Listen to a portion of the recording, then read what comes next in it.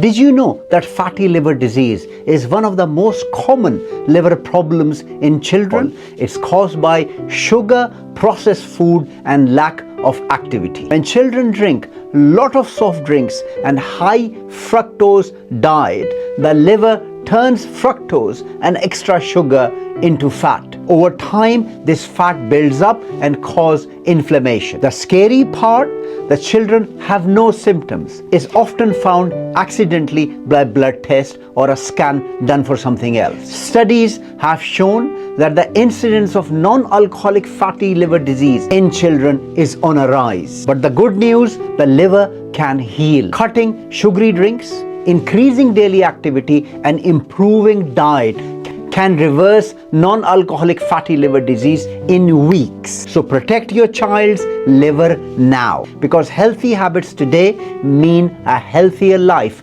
tomorrow.